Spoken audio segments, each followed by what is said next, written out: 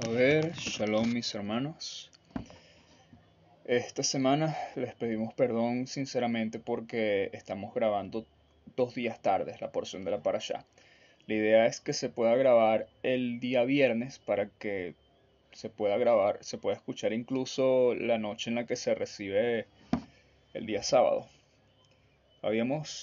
También la semana pasada se supone que debíamos haber empezado con la porción de la parashá correspondiente a la salida de Abraham de la tierra de los caldeos y de la casa de su padre, porque fue el llamado que se le hizo.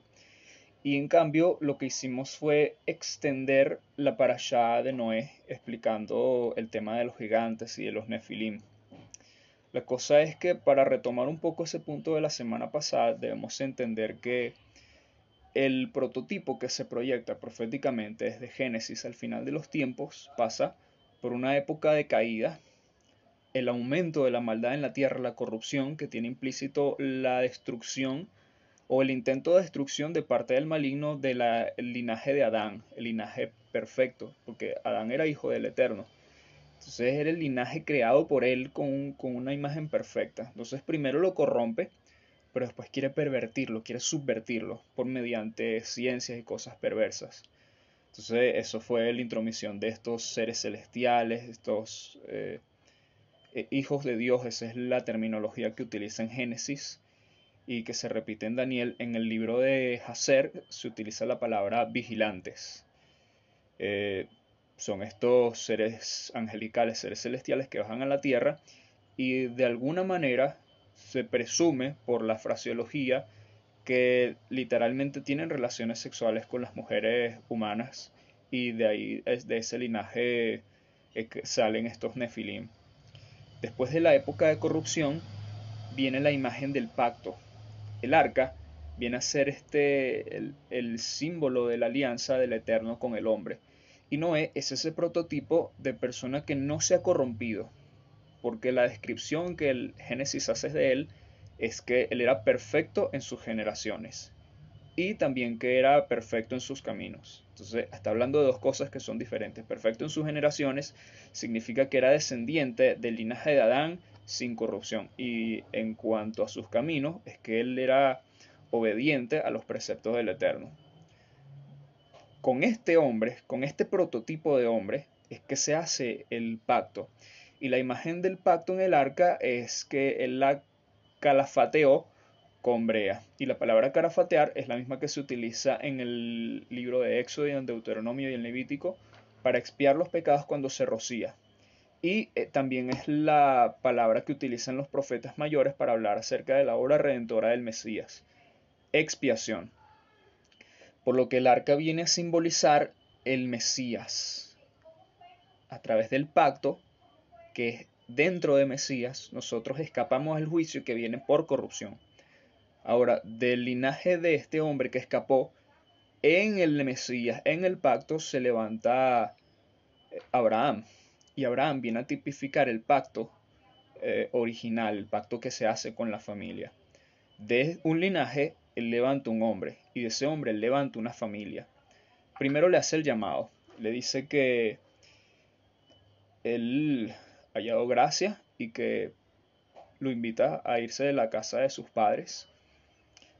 Textos extrabíblicos como el libro de Jacier y Jubileos ubican a Abraham en la tierra circundante al reino de Nimrod, donde, según estos documentos extrabíblicos, él era hijo de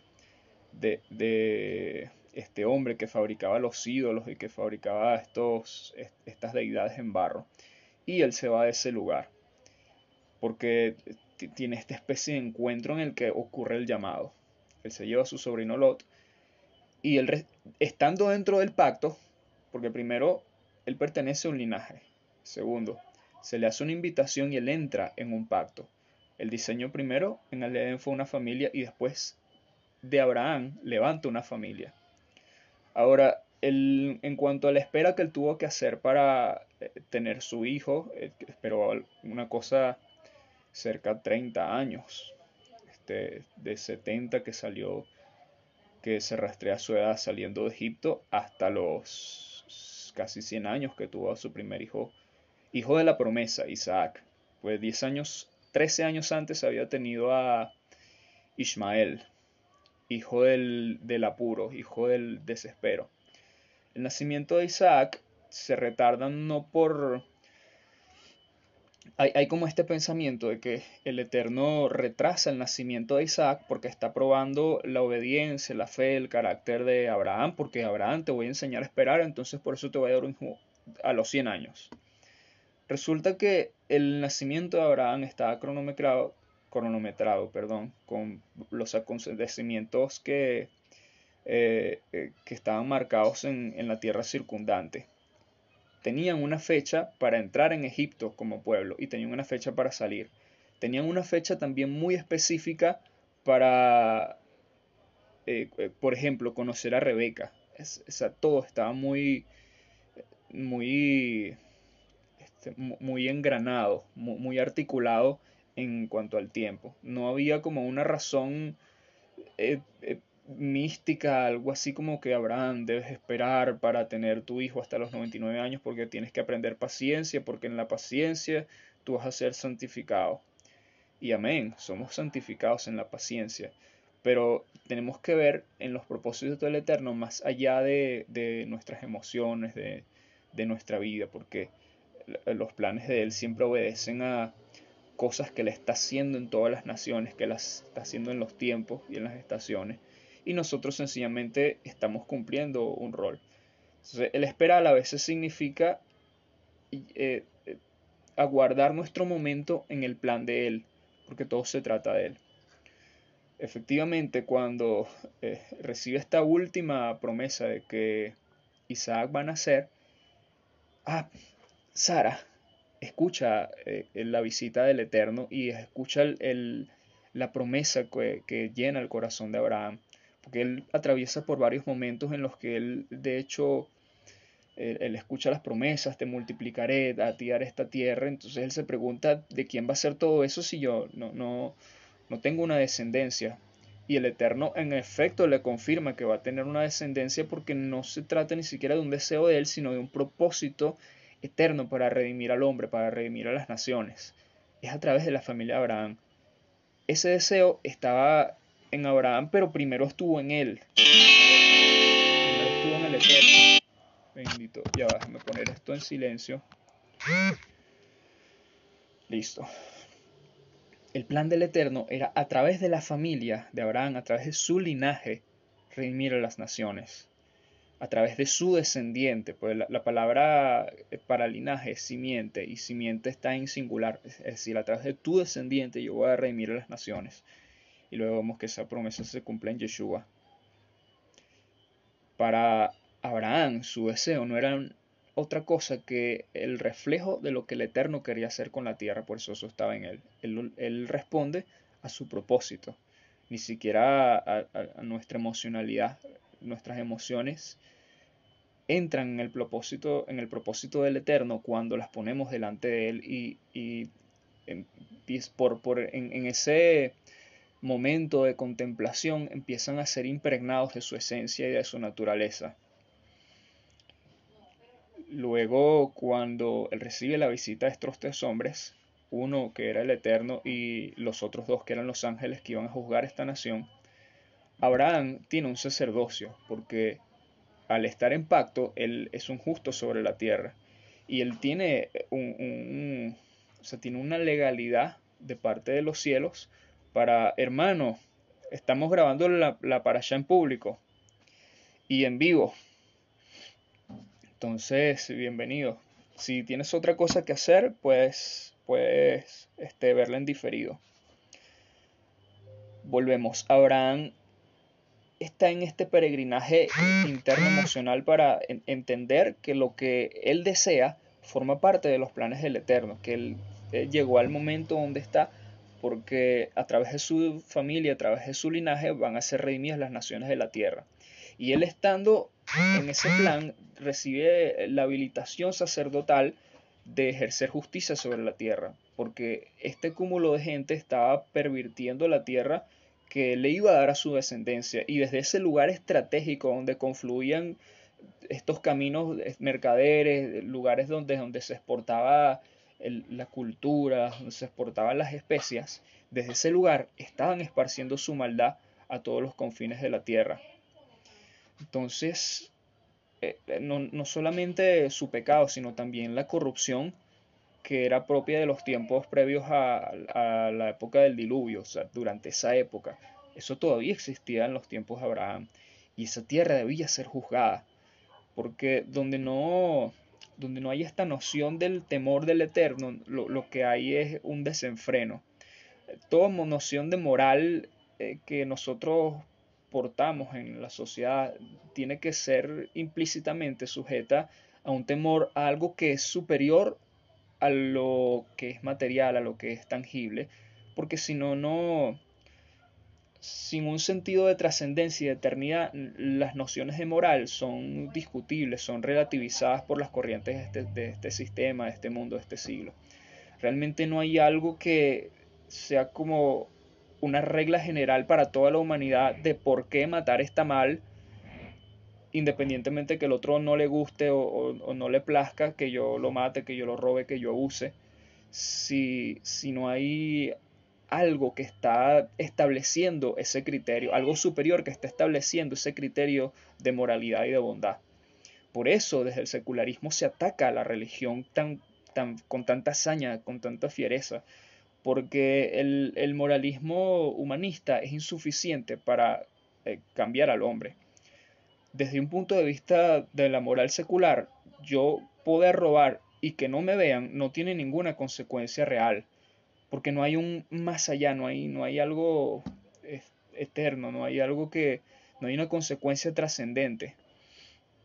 En cambio, yo saber que me están mirando y no consolarme con una idea ficticia de que hay alguien que me está mirando, sino hola Diagni, estamos grabando la parasha en vivo, sino la conciencia de saber que yo voy a ser juzgado por mis actos acá en la tierra y que eso tiene no solamente un juicio, una condenación para mí, sino que realmente hay algo detrás de la eternidad esperándome eh, como respuesta a lo que yo estoy haciendo ahora.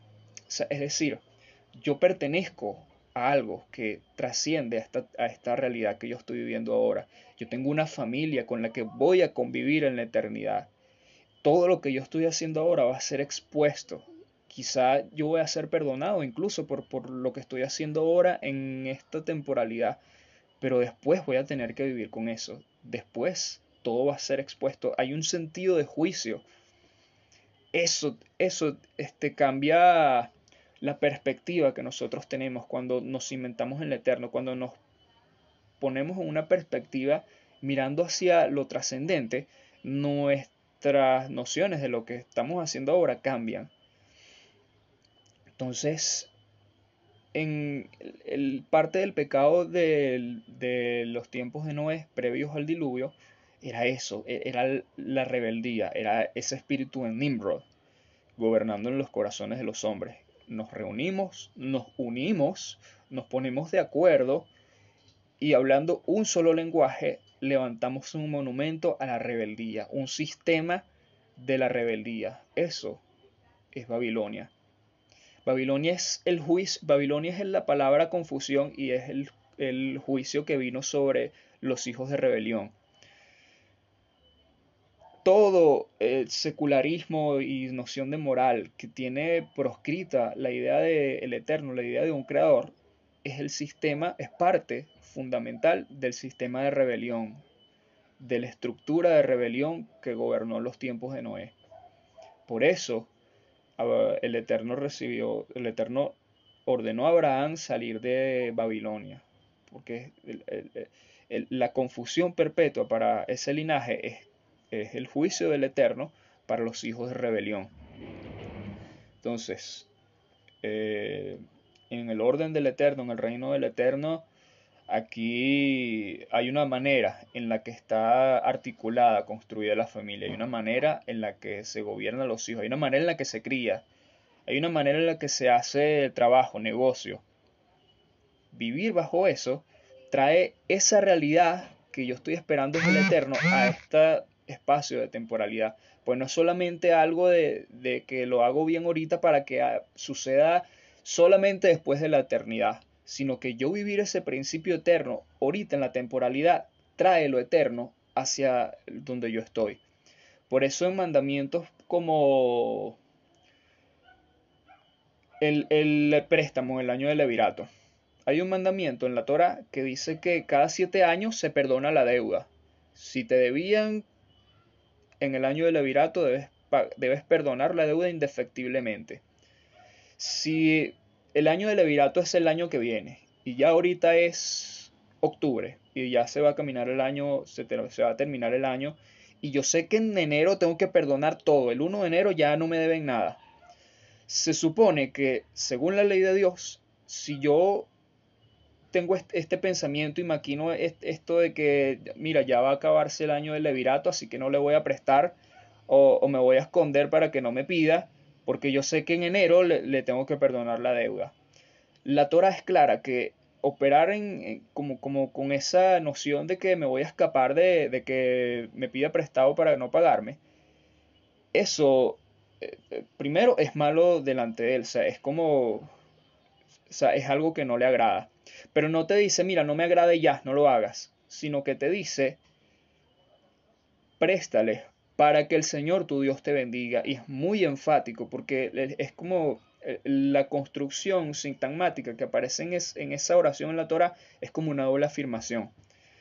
Préstale para que el Señor tu Dios te bendiga. Entonces es algo así como la bendición de honrar a los padres, que es una bendición para este tiempo, que dice, honralos para que te vaya bien y para que vivas muchos años.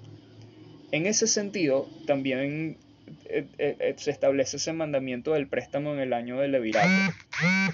Eso es traer lo eterno hacia lo temporal, porque no es nada más que yo hago las cosas ahorita en lo temporal porque Dios me está viendo, y si no en el cielo mi corona tiene 3 pepitas de oro en vez de 5. Estamos trayendo la recompensa de lo eterno a lo temporal. Por eso vivimos mirando hacia lo eterno. Yeshua, el Mesías, dijo que en este siglo no hay quien haya dejado casa, familia, por seguirme a mí, que no reciba el 100 por 1 en este tiempo y en la vida, en el siglo venidero, la vida eterna. Eso es así. Entonces, Abraham, el primero, o sea, eh, tiene que acomodar toda esa emocionalidad que él está experimentando acerca de que mi hijo, que cuando voy a tener hijo, a los planes del Eterno. Porque él no sabe o sea, la fecha en la que debe nacer su hijo ya está cronometrada, porque no es nada más que la vida de Abraham solo, que pobrecito, que tener el hijo a los 99 es más difícil que tenerlo a los 89 porque está más viejo. Él tiene que entender que la fecha del nacimiento de Abraham tiene que confluir con todo lo que el Eterno está haciendo en todas las demás naciones, en todos los demás lugares, porque es parte de un plan y no está girando el mundo alrededor de él. Mas, sin embargo, cuando se le habló y se le dijo que él creyó y le fue contado por justicia, ahí el Eterno le entregó su amistad y le entregó su confianza.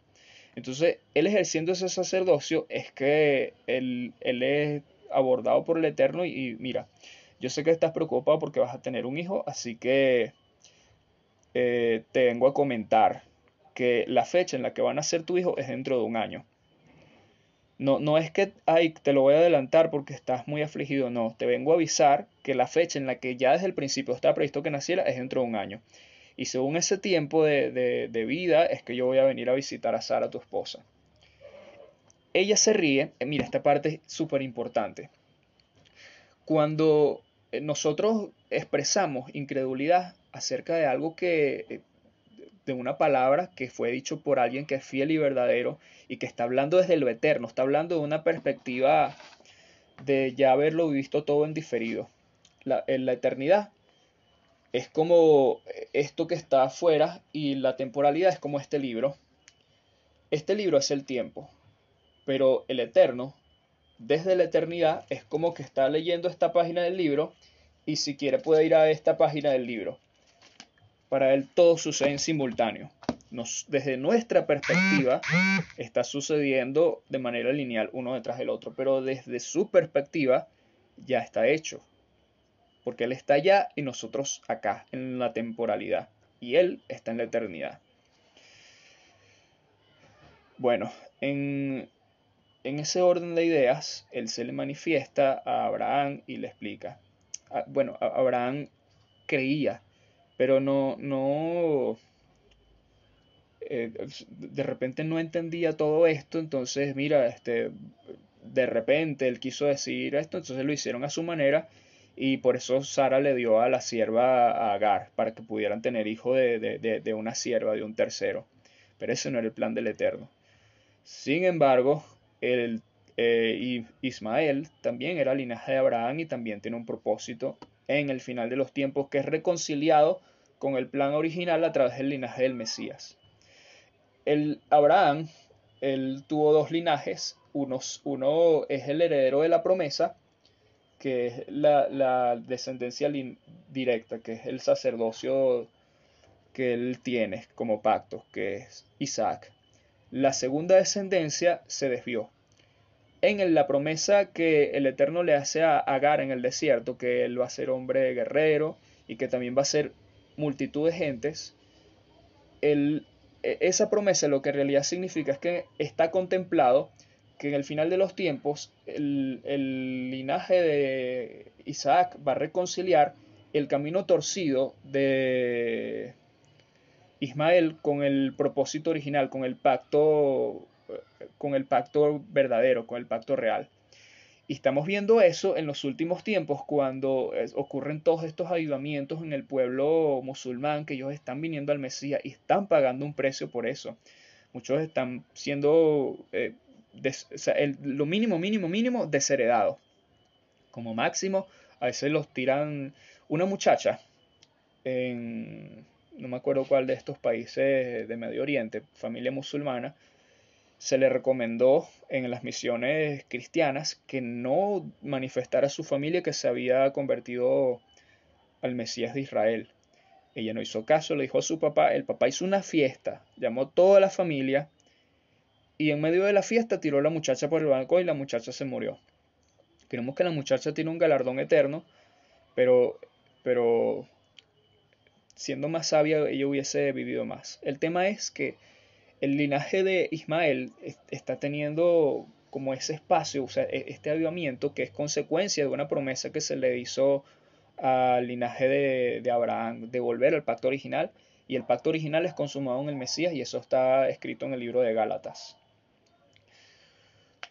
Bueno, resulta que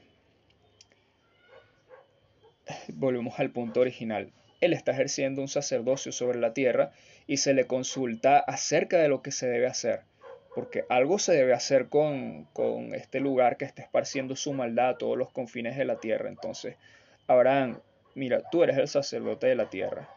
Yo mi deber es barrer con ellos, es matarlos, es asesinarlos. Pero si tú tu intercesión está delante de mí, yo estoy, según mi propia naturaleza, habilitado a tener misericordia de ellos. Así que intercede. Ahora, en ese razonamiento que están teniendo el Eterno y Abraham, la conclusión a la que llegan los dos es que no vale la pena salvarlo. Hay una sola persona y una sola persona puede salir caminando de la ciudad. Entonces van estos dos ángeles que venían acompañando al Eterno a la tienda de Abraham, buscan al sobrino de Lot y lo sacan del lugar.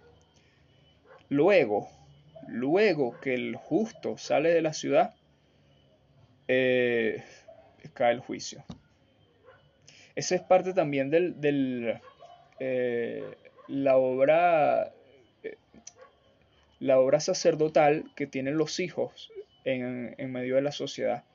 Hay juicios que vienen, siempre es por consecuencia del estado de la iglesia. El estado de la nación, la corrupción, el nivel de maldad que hay en la nación siempre, inequívocamente, es un reflejo del estado de la iglesia. es un reflejo del pueblo del Señor, del Israel espiritual, del Israel eterno.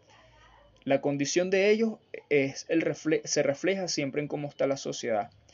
Si chismes, peleas, están pendientes del dinero, están pendientes de no sé qué, eso se refleja en la sociedad. Ahora, cuando no hay justos en absoluto, es que ocurren cosas tipo, no sé, estos países de África que son una ciudad como del tamaño de la capital de Venezuela, Caracas. Una ciudad de ese tamaño que es un mercado del ceviche, que venden puros cosas de brujería y santería, hueso molido, cosas de muertos. Eso es esa ciudad. Y ese es el nivel de corrupción al que la sociedad, la humanidad se dirige cuando no hay un sacerdocio intercediendo y dispensando justicia y haciendo bajar la misericordia y la presencia del Eterno.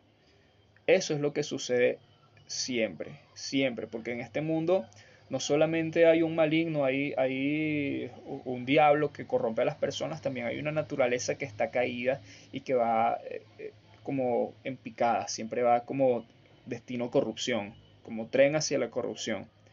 Eso es indefectible. Siempre en cada época de toda la historia, desde el capítulo 1 del Génesis, hubo alguien que ejercía ese sacerdocio. Eso es lo que es el sacerdocio según el orden de Melquisedec.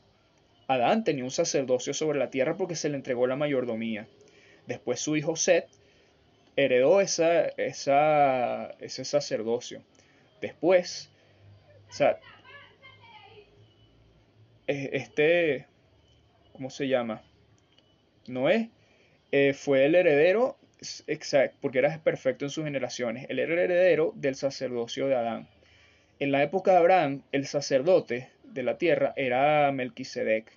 Y este sacerdocio, por medio de los diezmos y la ofrenda, pasó a Abraham. Ahora, el Salmo 110 explica acerca del linaje de David y de su descendiente, que era el Mesías de Israel. Tú eres sacerdote para siempre, el que no sabe hablar, pues, sacerdote para siempre según el orden de Melquisedec. Melquisedec no es una persona, ni un rey, ni es una teofanía, una manifestación de la segunda, lo que llaman la segunda persona de la Trinidad, una aparición de Yeshua en el Antiguo Testamento. Melquisedec es un título. Melquisedec significa literalmente rey de justicia. Y eso era un título al depositario este orden sacerdotal. Entonces, ese sacerdocio llega y culmina en la vida del Mesías y él, como no muere, él asciende y ese sacerdocio es el que está ejerciendo sobre la tierra. Entonces, creo que hemos llegado al final de la porción de la parashá. Tenemos no sé cuántos minutos porque mientras esté el vivo no... Bueno, shalom.